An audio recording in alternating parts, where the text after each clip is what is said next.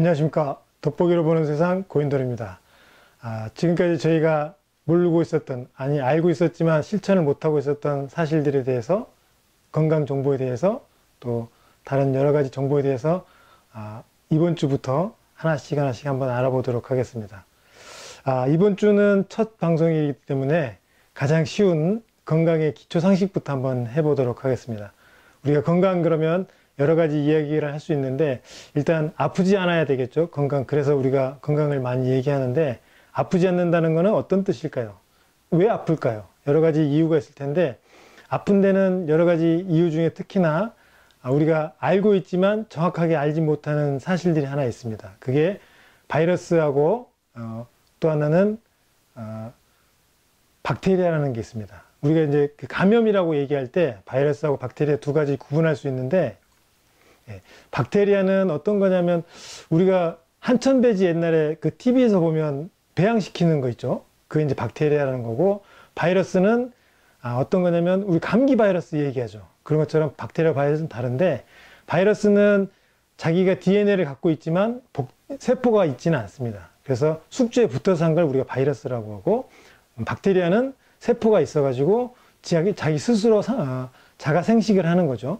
그래서 우리가 쉽게 얘기하면 감기는 바이러스라고 그러고, 대부분 감기는 80% 정도가 바이러스입니다. 박테리아가 아니고, 우리 세균 감염 얘기할 때는 박테리아라고 합니다. 그거는 어떤 거냐면, 그 세균이 우리 몸에 들어와서 스스로 자가 증식을 하는 거죠. 그래서 우리가 이제 박테리아하고 바이러스 구분을 해야 되는데, 우리가 쉽게 얘기하면 감기는 약을 먹고 낫는다고들 많이 얘기하죠. 그러나 뭐 들어보신 분도 있고 못 들어보신 분도 계시겠지만, 감기는 약하고는 전혀 상관없습니다. 왜냐하면 바이러스이기 때문에, 대부분 바이러스이기 때문에.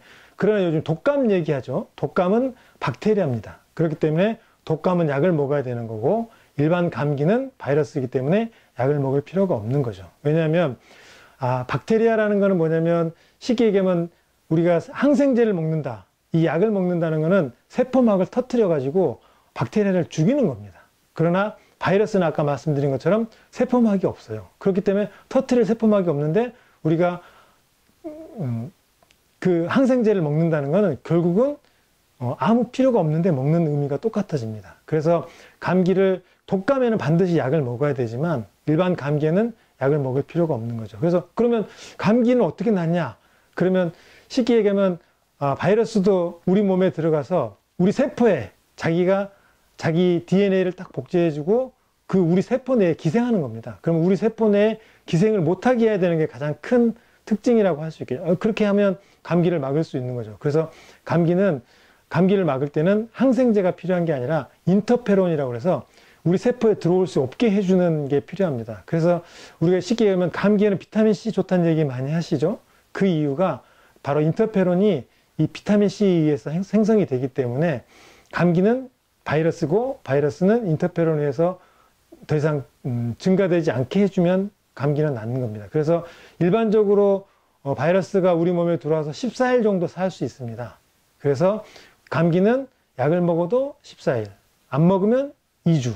똑같은 거죠. 그래서 실제로 그거보다는 우리 몸에 면역을 증강시키는 게 좋다, 이런 얘기가 정설로 되어 있습니다. 그래서 감기는 약을 먹기보다는 면역을 증가시키고 비타민C를 먹고 휴식을 취하면 인터페론이 우리 몸에서 자동으로 나와서 감기를 조정으로 낫게 해준다, 이렇게 생각하시면 될 것 같습니다. 그러면 박테리아, 우리가 알고 있는 박테리아는 아까 말한 것처럼 항생제에 의해서 세포막을 터뜨려 가지고, 왜냐면 얘가 워낙 자가 분열이 열심히 되기 때문에 세포막을 튼튼히 막고 있습니다. 근데 그 세포막을 터뜨려 줌으로써 박테리아를 죽이는 거죠. 그래서 항생제는 말한 것처럼 세포막을 터뜨려서 죽이기 때문에, 실제로 우리가 말한 것처럼 세균 그러면 항생제를 먹는 겁니다.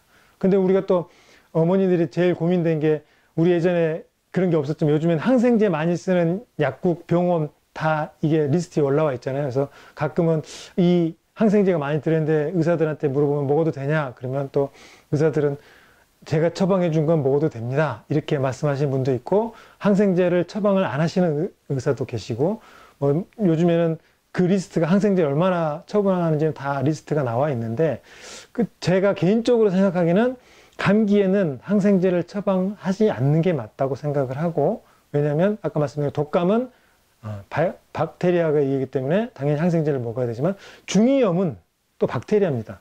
그래서 이제 사람들이 중이염을 예방하기 위해서 항생제를 먹는다? 항생제는 예방이 되지 않습니다. 그렇기 때문에 예방 차원에서 먹는 거는 그건 말이 안 되는 겁니다. 중이염으로 왔을 때 항생제를 먹고 박테리아를 잡는 건 맞지만 중이염이 올 것 같아서 항생제를 먹는다? 이건 너무 잘못된 사실입니다. 그래서 이거는 이미 책에 나와 있는 거고 대부분 다 알고 있는 사실이지만 또 이제 부모님들이 또 토요일, 일요일 또 이런 걱정이 되기 때문에 항생제를 미리 받아가신 분도 계시겠죠. 어떤 그런 부분은 또 감안해야 되겠지만 어쨌든 박테리아, 바이러스 꼭 구분해서 했으면 하는 게 제가 건강을 얘기하면서 할 수 있는 얘기입니다. 그래서 우리가 이제 또 면역, 아까 말씀드린 것처럼 박테리아하고 바이러스에서 면역을 올리면 좋다. 이런 얘기는 다 알고 계실 텐데 면역을 올리기 위해서는 제일 중요한 게 뭐냐면 1차 면역, 2차 면역, 3차 면역 얘기도 많이 합니다. 근데 1차 면역, 우리가 얘기할 때 면역 그러면 가장 중요한 건 체온입니다. 체온.